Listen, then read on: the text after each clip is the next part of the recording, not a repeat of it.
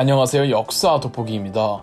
역사는 관점이나 시선의 차이를 두면 같은 사건이라도 완전히 다르게 해석되기 때문에 참 재미있는 것 같습니다. 조선 전기에 아주 유능한 두 절친 청년이 한때 뜻을 의기투합했으나 결국 서로 완전히 다른 길을 걷게 되었습니다. 바로 성삼문과 신숙주인데요. 세종대왕의 한글 창제 프로젝트에 참여하며 세종의 총애를 듬뿍 받고 있던 두 사람은 수양대군의 단종 왕위 찬탈기를 두고 서로 다른 선택을 합니다. 신숙주는 고령 신씨 집안의 전남 나주 고향으로 증조부 신덕린이 고려 말 조선 건국에 반대하던 온건 신진사대부 중 한 명이었습니다. 결국 이성계가 왕으로 추대됐고 이성계는 신덕린을 중용하려고 하지만 신덕린은 벼슬을 거절하며 낙향했고 신덕린의 아들이자 신숙주의 할아버지 신포시 또한 관직을 한석호 거절했으나 신숙주의 아버지 신장은 정계에 진출하고자 하는 사회 진출 욕심이 꽤 있어서 아버지를 설득해 관직 생활을 시작합니다. 조선 개국 공신 집안이었던 성삼문 집안과 벌써 집안부터 상반되죠? 정작 조선 개국 집안이었던 성삼문은 지조와 절개의 상징이, 고려를 지키려고 했던 집안의 신숙주는 변절의 상징이 되어버렸지만요. 1439년 세종 21년째에 신숙주도 20대 초반의 나이로 과거에 급제하여 관직 생활을 시작합니다. 성삼문과 1년 차이였죠. 신숙주 역시 성삼문처럼 과거에 급제한 후에는 세종대왕의 싱크탱크 기관인 집현전으로 발령을 받습니다. 그곳에서 성삼문, 박팽령 등과 함께 같이 일도 하고 같이 공부도 하고 같이 연구도 하며 그 세대 집현전 학자들끼리 엄청난 벗이 되었고 그중 가장 친한 사람이 성삼문이었습니다. 사가독서라고 세종대왕은 집현전 젊은 학자들에게 휴가를 주고는 특정 주제에 대해 깊이 있게 연구하게 하는 정책이 있었는데 이러면서 집현전 학자들끼리 절친이 되었던 겁니다. 당시 집현전 학자들 전부 내노라 하는 천재들이고 공부 광이었는데 그 중에서도 유독 신숙주의 독서열이 튀었다고 합니다. 장서각이라고 왕실 도서관이 있었는데 신숙주는 이 장서각에 들어가면은 나오는 일이 없었다고 하죠. 장서각에서 너무 열심히 책 읽고 공부하다가 깜빡 신숙주가 잠에 들었는데 새벽에 산책을 하던 세종대왕이 엎드려 자고 있던 신숙주가 워낙 기특해 옷을 벗어주었다는 일화도 전해지죠.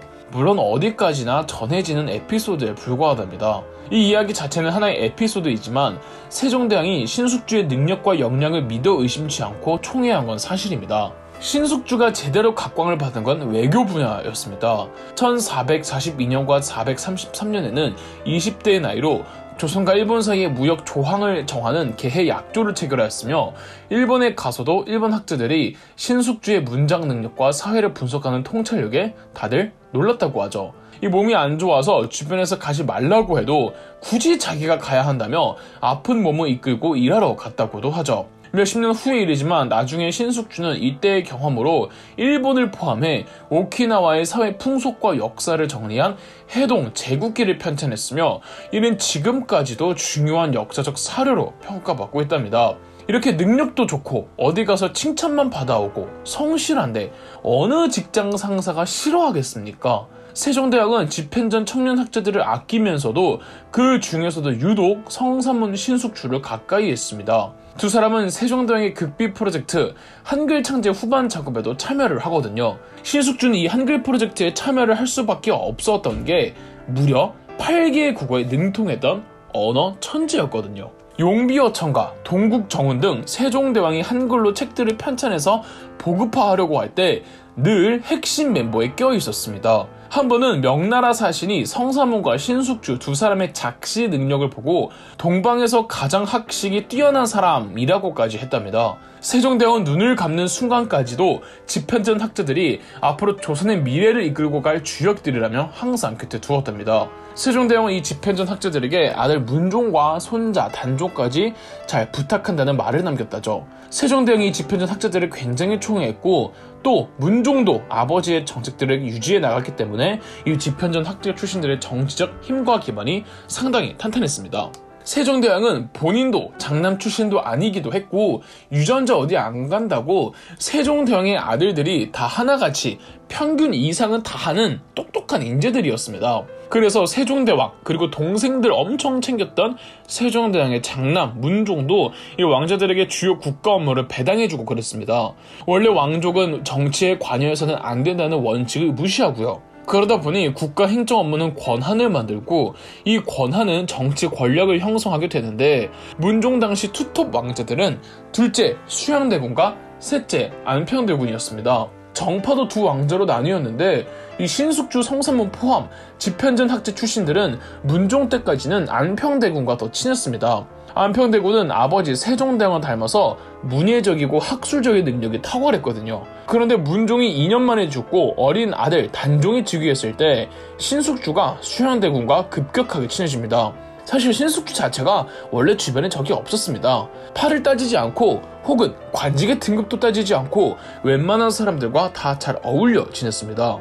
안평대군과 친했다고 수양대군을 싫어하거나 그러지 않았다는 거죠. 그리고 김종서, 황보인 등 조정 원로 재상들은 안평대군을 지지하면서 수양대군파 사람들이 다 입지가 약했는데 그래도 신숙주는 그들과 서스럼 없이 잘 지냈습니다. 1452년 단종이 즉위하고 수양대군이 자처해서 명나라 사신으로 갔다 오겠다고 했을 때 수양대군이 신숙주도 같이 동행하게 해달라고 했다고 하고 이 명나라로 가서 수양대군과 신숙주의 사이가 확 가까워진 듯합니다. 둘 다 애주가이기도 했고요. 명나라 갔다 와서 한 1년 정도 있다가 수양대군이 김종서, 황보인 등 원로 재상들을 제거하는 개유정난을 일으킵니다. 이 개유정난 이후 수양대군은 정난 공신들을 발표하는데 신숙주는 1등 공신이 아니라 2등 공신으로 책봉되어 있었습니다. 성사문은 3등 공신이었고요. 이로 말미암아 개유정난 자체에는 신숙주가 강력하게 개입하지 않았던 것으로 추정이 됩니다. 정치적 지지 세력이 부족했던 수양대군은 기반이 튼튼했던 집현전 학제 출신 정치인들의 힘이 필요했고 이들을 회유하고자 공신 명단에 넣어주었는데 이 중에서 조금 더 친했던 신숙주는 2등으로 해준 거겠죠. 그로부터 2년 뒤 결국 수양대군은 조카 단종월부터 강제 양위를 받아냅니다. 이때도 좌익공신이라고 공신 명단을 발표하는데 이때는 신숙주가 당당하게 1등 공신에 임명되어 있고 다른 집현전 학제 출신들은 3등 공신인 걸로 봐서는 이때부터 신숙주가 수양대군을 강력하게 지지하는 것으로 볼 수도 있겠죠. 그리고 성산문 등 다른 집현전 학제 출신들도 어쨌든 공신으로 임명된 것으로 봐서는 세조가 즉위할 때까지는 엄청난 반발을 하지는 않았다는 뜻이겠죠. 그러나 문제는 수양대군이 세조가 된 다음이었습니다. 세조는 즉위 후 강력한 왕권 강화책을 밀고 나갔습니다. 이는 세종, 문종 치세의 정책들을 다 뒤엎는 일이었으며 태종 이방원 때를 회귀하는 정책들이었죠. 이를 두고 집현전 학제 출신들이 싹 세조에게 등을 확실하게 돌립니다. 신숙주 빼고요. 성사문은 동료들을 모아 단종 복위운동을 준비하고 이때 신숙주에게도 동참을 제안합니다. 단 신숙주는 거절하죠. 즉 신숙주는 사전에 알고 있었던 겁니다. 그렇다면 신숙주가 이 쿠데타 모의를 세조에게 일렀을까요? 성산문 등의 주동자들은 명나라 사신 연회 자리에 맞춰서 때마침 성산문의 부친을 포함해 경호 병력을 이끌게 되자 그 경호 병력으로 거사를 계획하기로 하는데 연회 며칠 전 한명회의 건의로 경호 병력을 투입시키지 말자고 하면서 거사 계획이 실패합니다. 이를 두고 신숙주가 일렀던 게 아니냐고 할 수 있겠지만 신숙주가 정말 일렀다면 세조가 가만히 있진 않았겠죠. 그런데 세조는 무심하게 경호 병력을 빼자고 했고 그 외에 무슨 사건이 따로 터지지는 않았습니다. 그러다 좀 있다가 단종 복위운동 가담자들 중 겁을 먹은 한 사람이 세조파였던 정창손에게 고발했고 그제서야 세조 규에 계획이 들어가자 노발대발한 세조가 단종 복위운동 가담자들을 전부 체포합니다. 내부 고발자가 생기고 나서야 세조가 체포한 것을 보면은 이전까지는 그 계획을 몰랐던 게 되겠죠. 그래도 신숙주는 계획을 미리 알고 있으면서도 세조에게 이르지는 않았다는 게 됩니다. 이랬다간 어떻게 되는지 뻔히 보이고 그 사람들 몇십 년을 함께한 친구들인데 어떻게 그랬겠습니까? 그러나 결국 계획이 다 발각되어 단종 복위운동에 가담했던 모든 인원들은 극형을 받아 사망합니다. 신숙주는 고문 받는 옛 친구들을 목격하며 그들로부터 온갖 욕을 먹었죠. 사육신 사건 자체는 신숙주가 동료들을 배신한 건 아니죠.